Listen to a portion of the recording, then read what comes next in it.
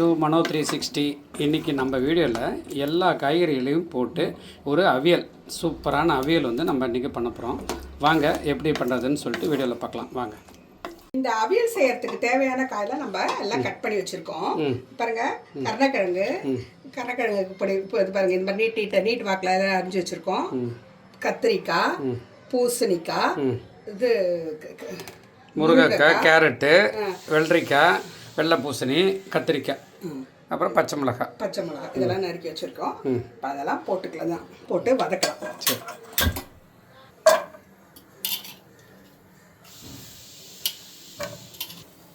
முருங்கைக்காய், carrot,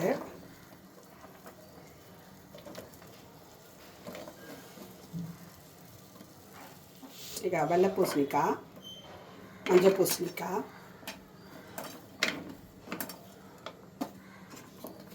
cucumber போட்டுக்கோங்க. வெள்ளரிக்காய் தானே? வெள்ளரிக்காய்,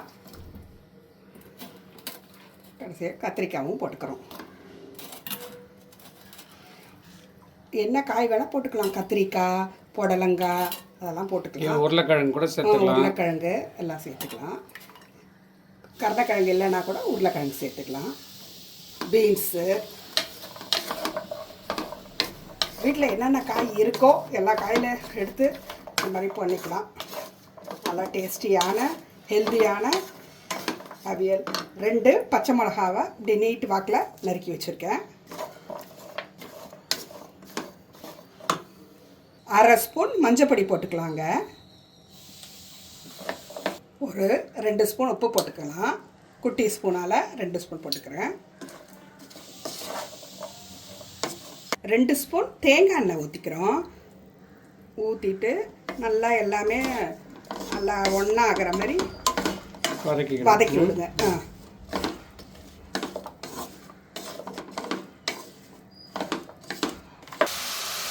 கருவேப்பிலை போட்டு ஒரு 3/4 கப்பு தண்ணி ஊற்றிக்கோங்க.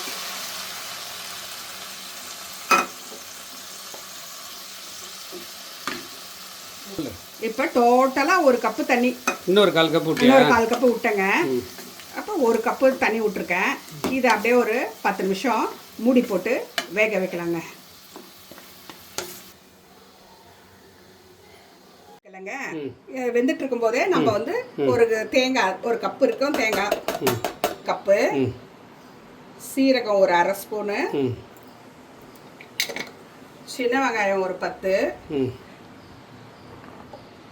ஒரே ஒரு பச்சை மிளகாய், கொஞ்சம் கருவேப்பிலை. இதை வந்து நைஸாக அரைக்கக்கூடாது, அப்படியே குறன்னுட்டு அப்படியே பொடிச்சிட்டு வர வேண்டியது. குறன்னு சும்மா வெறும் தண்ணியெல்லாம் ஊற்றாத, அப்படியே நம்ம பொடிச்சு எடுத்துகிட்டு வர மாதிரி தான். இப்போ அதை எடுத்துகிட்டு வரோம். இப்போ பாருங்கள், தேங்காய் எப்படி அப்படியே இது வெறும் ஒன்றுமே தண்ணியெல்லாம் விடக்கூடாது, அப்படியே அந்த இதுலேயே இது பண்ணி விட்டுறணும், அரைச்சிடணும். அதை கொண்டு வந்து இதில் இப்போ போட்டுக்கலாம். வெந்த காயில் போடுறேன். முக்கால்வாசி வெந்துடுச்சு, அதனால் இதை போட்டுருக்கேன். எல்லாத்தோடையும் நல்லா மிக்ஸ் பண்ணி விட்டுருங்க. பாருங்க, பார்க்கறதுக்கு எப்படி இருக்குது, நல்லா இருக்குல்ல? இப்போ கொஞ்சம் ஒரு 2 நிமிஷம் இது நல்லா இதுவானோன்னா ஒன்றா சேர்ந்து பச்சை வாசனை போனோன்னே நம்ம தயிர் ஒரு 3/4 கப்பு ஊற்றிட்டு அதுக்கப்புறம் தேங்காய் எண்ணெய் ஊற்றி இறக்க வேண்டியது தான்.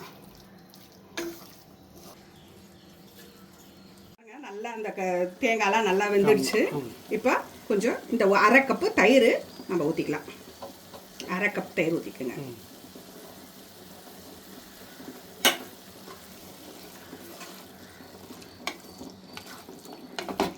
ஒரு கலரிட்டு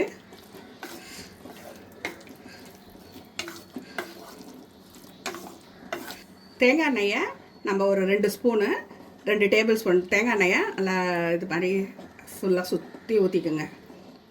ஊற்றிட்டா ரெடி. சும்மா ஒரு கலரி வச்சிட வேண்டியது தான். ரொம்ப டேஸ்டியான அவியல் ரெடி. கொஞ்சம் சிம்பிளாக தான் இருக்குல்ல ப்ராசஸ்.